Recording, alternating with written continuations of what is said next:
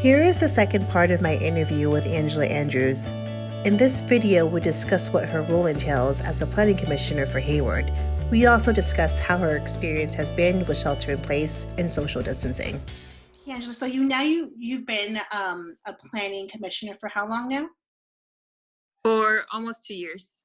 For almost 2 years. So what are your main responsibility as a planning commissioner for Hayward? So as a planning commissioner, I review projects that come before the commission. And some of the projects we actually approve depending on what the item is. For example, Bowl 1 that came to Southland Mall, they needed a liquor license in order to open. Or the one Starbucks that I know is open for sure has a drive-through, and because of the pandemic, a lot of the Starbucks is closed because they were unable to practice social distancing. So with this drive-through, people are able to actually still get Starbucks, and that was one of the projects that came through the planning commission, and that Starbucks needed to have a drive-through because of the location. So we approved that drive-through, and then that was kind of the catalyst for that shopping center to be developed. It was already part of a phased development, but that in order for that retail to be really successful, they needed that Starbucks to open. So that's something that came through the planning commission. And then for the larger projects, such as housing developments, commercial developments, in the downtown, some of the marijuana dispensaries, those type of retail establishments come to the planning commission first for recommendations, and then it moves on to city council. And then one of the reasons why I'm running is that it's great to be able to recommend a project, but it would be better for me to have a seat at the table to make that final decision, because I feel that I know what residents want to see in their community. Oh, so and then to make that final decision, would you say that the council? Because I'm actually kind of like as a Hayward resident, as a homeowner, and I lived in Hayward for probably more than 15 years, and also as a parent of two small children, I wanted to be more aware with what's going on with local government. So Yeah. that's why I wanted to connect with you. So as far as those approvals from, like you mentioned, Starbucks. For those like final recommendations, is that fully approved by the council members? So some of the recommendations they'll get final approval from the planning commission. So it depends on what it is. But if it's a larger development, the final recommendations go to city council. And what do you want to see more in Hayward? I think we talked about you want to see different, more like events kind of focusing on the arts. What other things would you like to bring to Hayward? So the things I would like to bring to Hayward is I want Hayward to start thinking about a whale of a development in order to be considered successful. I think Hayward needs to kind of try to figure out who it wants to be. And I believe we have a lot of pride in Hayward. But I do feel that we need to start small, and we need to start really, really nurturing our small businesses in order for them to be successful. And once those small businesses are successful, once the grocery stores that we already have here are successful, then that actually attracts other development to come. So it's really important to support the businesses downtown. And we have events throughout the year, but I would love to see something like a First Friday, First Thursday, where there's food trucks, there's events that cater to my generation, to young families, and I would like to see more pop-ups, things that really attract people to come out. After this pandemic is over, people are going to want to be with each other again. They're going to want to have fun and cool things to do for their families, and I want to see that in Hayward. And so Angela, it's been almost a month with this whole new experience of shelter in place. How has the experience been for you? Like are you working from home too? I am. Yes. How has the whole experience been for you with shelter in place, social distancing? What do you miss? Any new revelations? Like, how has it been for you?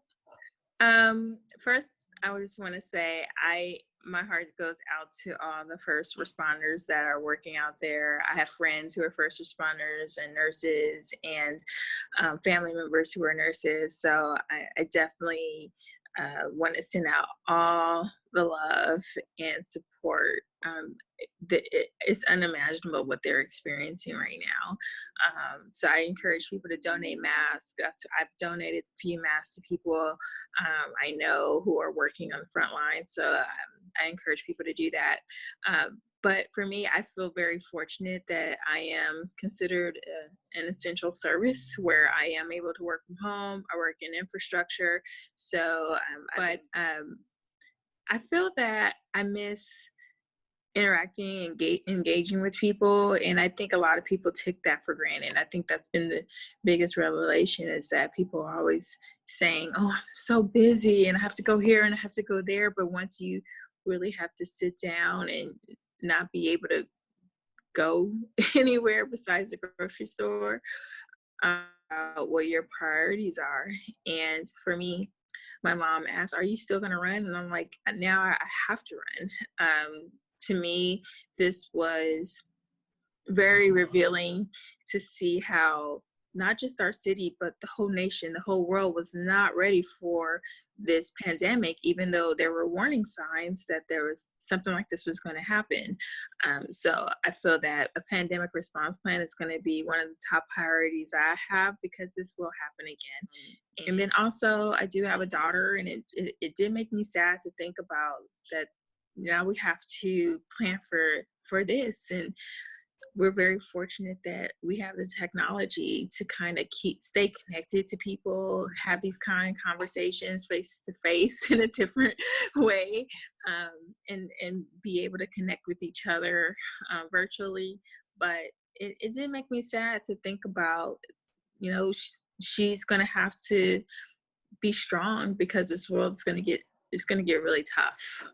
So not only do we have to think about the impacts of climate change, but we also have to think about the impacts to our world when something like this happens. Mm-hmm. And like learning how to be more proactive than reactive.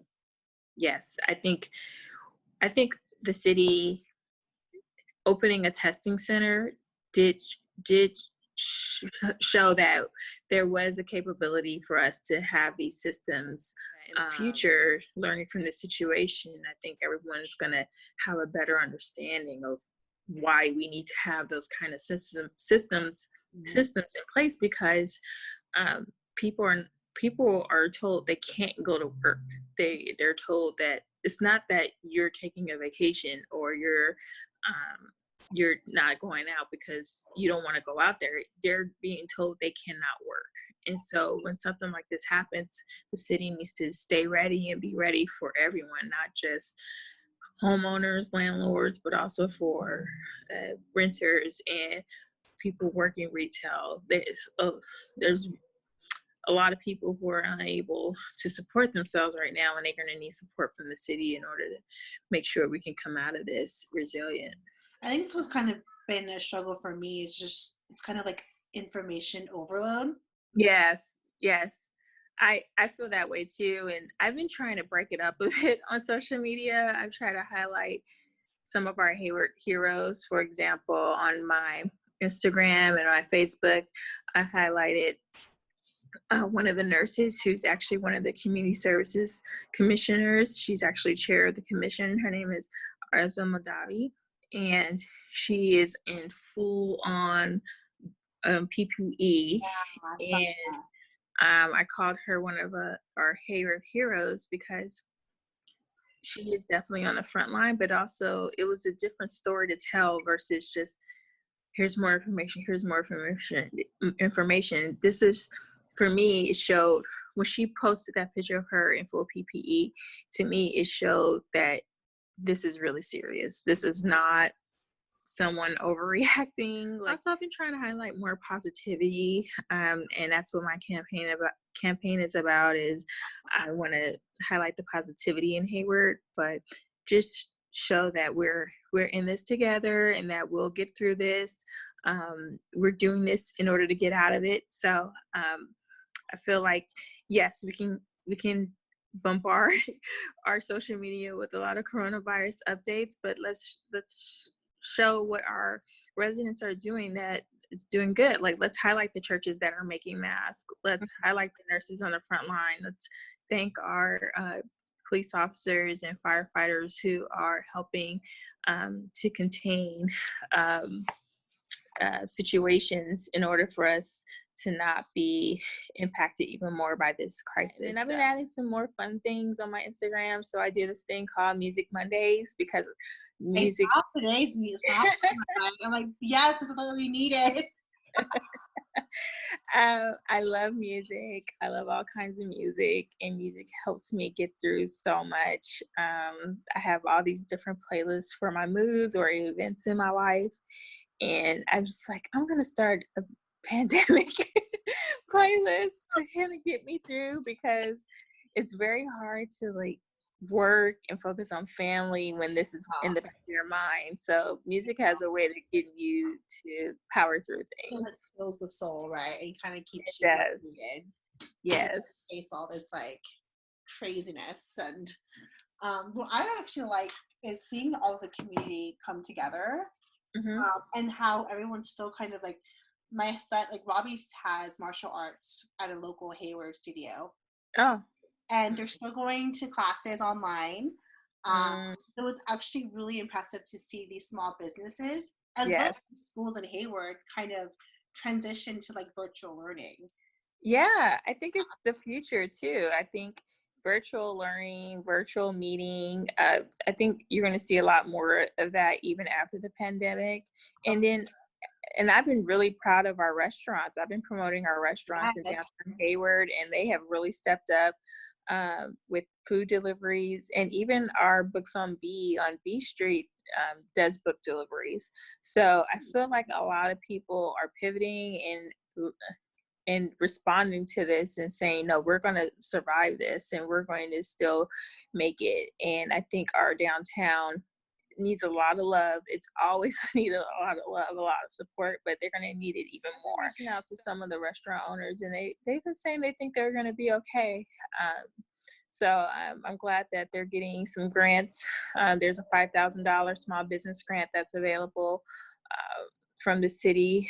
So really proud to see how creative all these businesses have been, and happy to see so many residents supporting them. I know we DoorDash once or twice a week now. We normally try to go out and eat, but now that we can't have that, we've been DoorDashing even small things just to make sure this business, like we literally DoorDash donuts from World's Fair, just like, because that's my favorite, one of my favorite donut restaurants. And I was like, I gotta get a donut from World's Fair. We gotta make sure they okay. What donut did you get?